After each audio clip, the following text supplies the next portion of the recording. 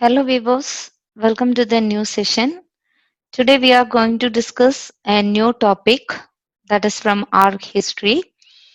So any guess of this personality? I displayed a picture over here. So this is the picture of Ashoka the Great. He was one of the luminous figure in Mauryan Empire. So today's our topic is about Mauryan Empire. So let us see the introduction of a Mauryan Empire. The Mauryan Empire was founded in the 4th century BC by Chandragupta Maurya. He organized a powerful army and laid foundation for a vast empire. So the 4th century BC by Chandragupta Maurya, Mauryan Empire founded. His successor was Bindusara, kept the Mauryan Empire intact and further extended its boundaries. The reign of Bindusara's son Ashoka constitute one of the brightest period of Indian history. The chronology goes like this. The founder Chandragupta Maurya, from there the throne gone to the Bindusara and from there Ashoka took the charge. So this is a brief introduction of Mauryan Empire. Chandragupta Maurya was the founder of Mauryan Empire. With the help of Kaudilya, Chandragupta Maurya extended his kingdom. So Chandragupta Maurya's and Kaudilya's relation, there are a lot of information about their relation in different field. You can go through that just to connect with your topic. According to Jain tradition, after ruling 24 years, he renounced the world. He handed over his kingdom to his son Bindusara, and Bindusara succeeded his father Chandragupta. He conquered many parts of South India. Next, any guess of this person? Who is he? He is one of the most important figure in Mauryan history. He is none other than Chanakya. His name is closely associated with the famous Mauryan Empire in Indian history. Next, we need to discuss about the sources to know about the Mauryan Empire. Before that, what are sources? Sources are something that inform us about the history at the most basic level, and these sources used as the clues in order to study history. This is the way the sources help us to know about different kingdoms, different incidents, different empires, and so on. There are two types of sources to know about the Mauryan Empire. Our topic is Mauryan Empire, so we just discuss about what are the sources to know about the Mauryan Empire. Mainly, we have two different types of sources. First one is literary source, and second one is archaeological source. Let us see what are the literary sources to know about the Mauryan Empire.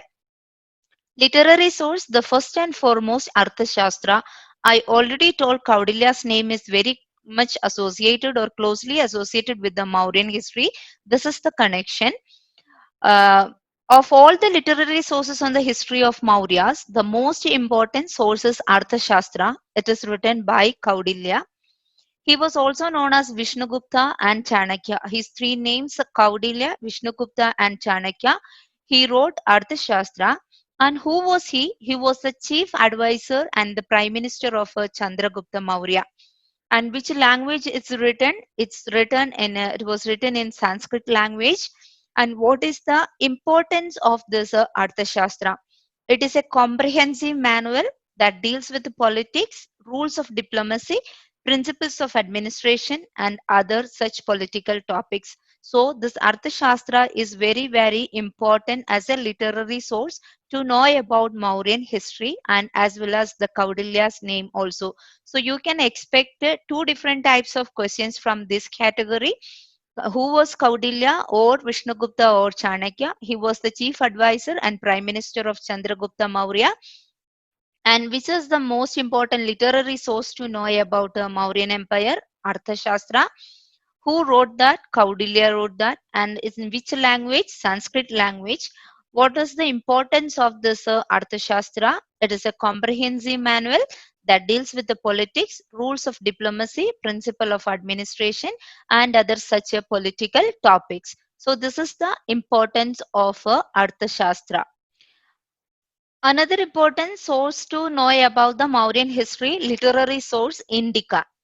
Another important source, literary source to know about Mauryan Empire is Indica. It was written by Megasthenes. Who was Megasthenes? Megasthenes was the Greek ambassador at the court of Chandragupta Maurya.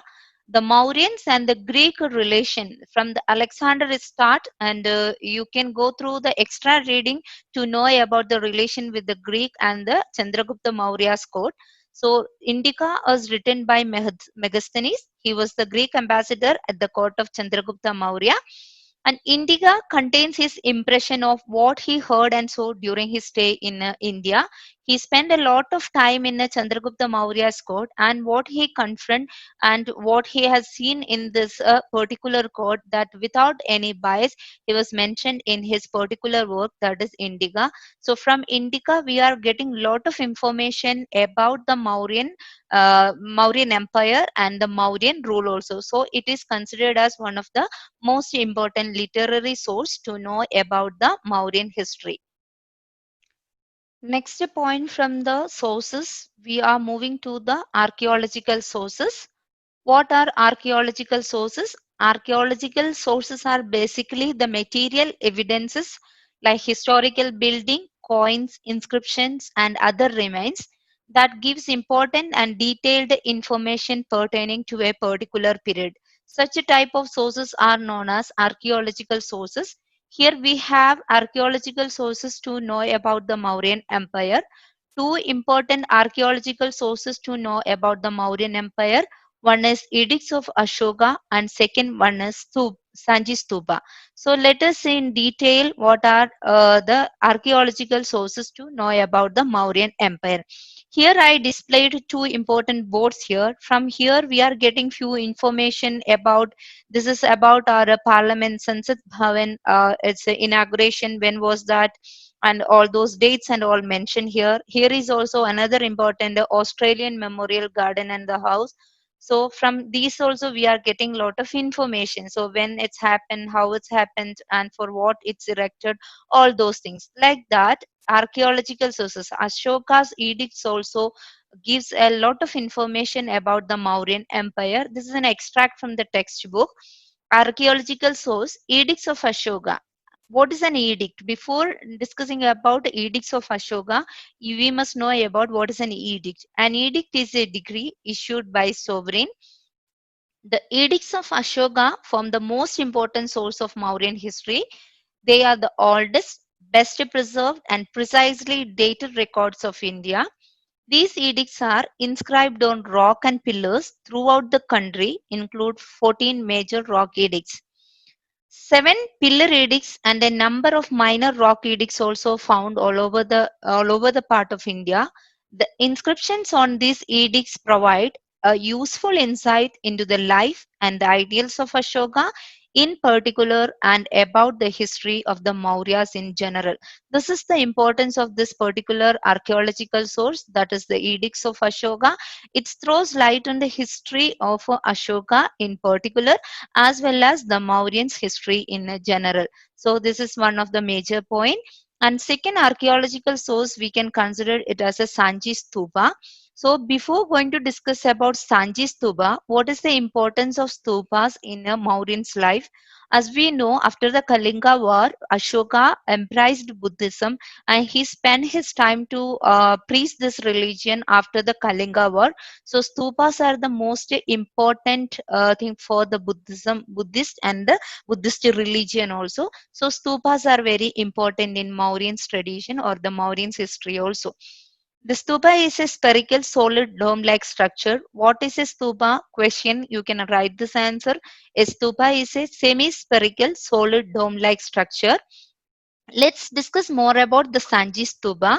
The foundation of Sanchi Stupa was laid by Ashoka at Sanchi, about 45 kilometers from Bhopal in Madhya Pradesh. It is one of the oldest stone structure in India. And how much time he spent or how much he took initiative to spread this religion also throws light to this Mauryan's history. It is one of the oldest stone structure in India. The sculptures, monuments, and lush gardens of Sanji Stupa have been designated as the World Heritage Site by UNESCO. So it is one of the World Heritage Site as well as it throws light on the Mauryan history, especially the life of Ashoka also. And this Sanji Stupa is very closely related to the contemporary Indian history also. Next, when we discuss about the Mauryan history, Ashoka's name is it's very very important. So let us see more about Ashoka the Great. Ashoka succeeded to the throne after his father. On ascending the throne, Ashoka took the title of Devanampriya, the beloved of the gods, the meaning of this one, and Priyadashi, the beautiful one. After ascending the throne, Ashoka fought the famous Kalinga War. Though Ashoka won the war, it had far reaching consequences for him and his empire. Kalinga was one of the major provinces left over from the hand of Chandragupta Maurya and Bindusara. During the time of Ashoka, he fought the famous Kalinga War. Though he won the war, but it had far reaching consequences for him and his empire. Let us see what all the consequences he faced or his empire faced after the Kalinga War. This is one of the important question for your examination. Consequences of a Kalinga War. First one, the death and destruction caused by the Kalinga War brought about a great change in the personal and political life of Ashoka. He abandoned the policy of conquest by force, that is Begri Ghosha, and ambition of victory in all direction, Digvijay, or embraced the policy of religion, Dhamma Ghosha. He abandoned these two policies, Begri Ghosha and Digvijaya, and he embraced the policy that is what Dhamma Ghosha after the Kalinga War. This is one of the major points from the consequence of Kalinga War. Kalinga War changed Ashoka's personal life. He stopped hunting and eating meat and abandoned the life of luxury.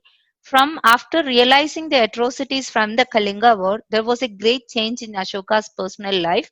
He stopped hunting and eating meat and abandoned the life of luxury. And Ashoka declared Buddhism as the state religion. Why he declared Buddhism as a state religion? As we know, the cornerstone of Buddhism is non-violence. So after the Kalinga War, Ashoka also embraced this religion. After that, he declared Buddhism as the state of religion. And the prisoners were used for agricultural work. It resulted in the increase in production and brought about economic prosperity in the empire.